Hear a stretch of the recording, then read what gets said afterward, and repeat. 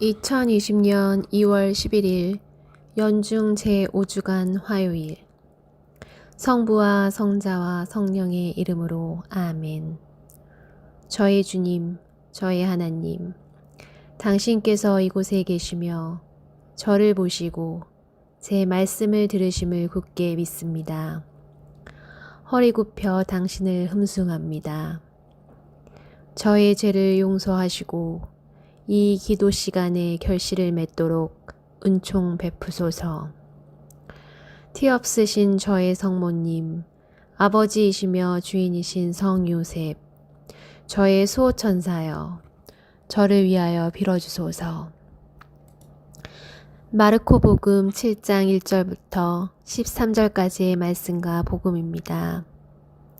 그때 예루살렘에서 온 바리사인들과 율법학자 몇 사람이 예수님께 몰려왔다가 그분의 제자 몇 사람이 더러운 손으로 곧 씻지 않은 손으로 음식을 먹는 것을 보았다.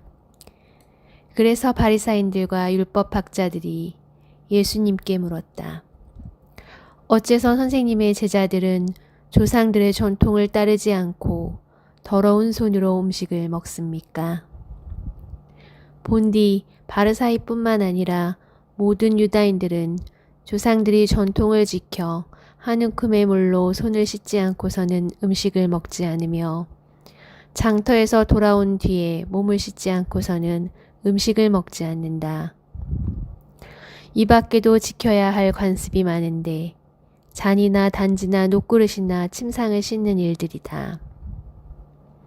주님께서는 갈릴레아에 있지만 바리사이인들은 예루살렘에서 예수님에 대한 소식을 듣고 남쪽에서 북쪽에 왔습니다.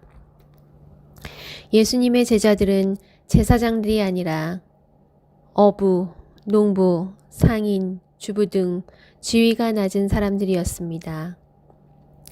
그들은 음식을 먹기 전 손이나 몸을 씻거나 잔이나 녹그릇, 침상을 씻는 의식에 미숙하였습니다.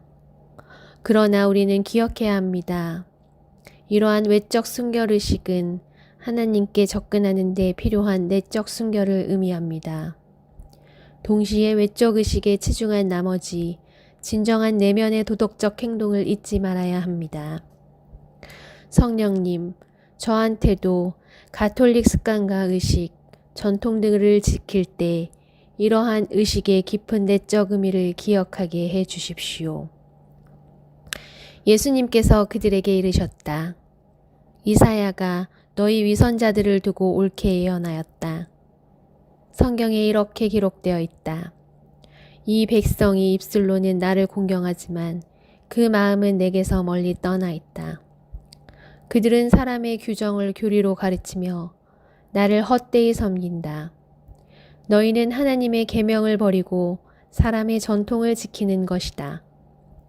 또 이어서 그들에게 말씀하셨다.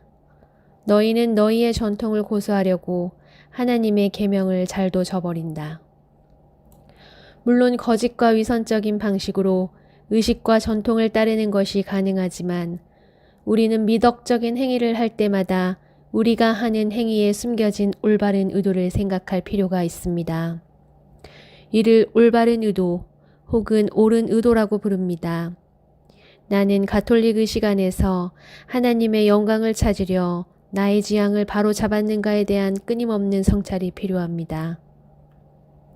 10계명의 네 번째 계명 부모에게 효도하여라를 생각해 봅시다. 모세는 아버지와 어머니를 공경하여라. 그리고 아버지나 어머니를 욕하는 자는 사형을 받아야 한다고 하였다. 그런데 너희는 누가 아버지나 어머니에게 제가 드릴 공양은 코르반, 곧 하나님께 바치는 예물입니다 하고 말하면 된다고 한다. 그러면서 아버지나 어머니에게 더 이상 아무것도 해드리지 못하게 한다. 너희는 이렇게 너희가 전하는 전통으로 하나님의 말씀을 폐기하는 것이다. 너희는 이런 것들을 많이 한다. 네 번째 계명은 특히 부모가 늙거나 아플 때 부모를 돌봐야 한다고 이야기합니다. 하나님께서는 결코 모순적인 것을 요구하지 않으시기 때문에 우리는 부모의 사랑을 실천할 수 있는 올바른 길을 찾을 수 있습니다. 때로는 부담스러운 것 같지만 부모에 대한 의무를 수행하는 사람들에게 하나님께서는 우리의 행복의 길로 인도하실 것입니다.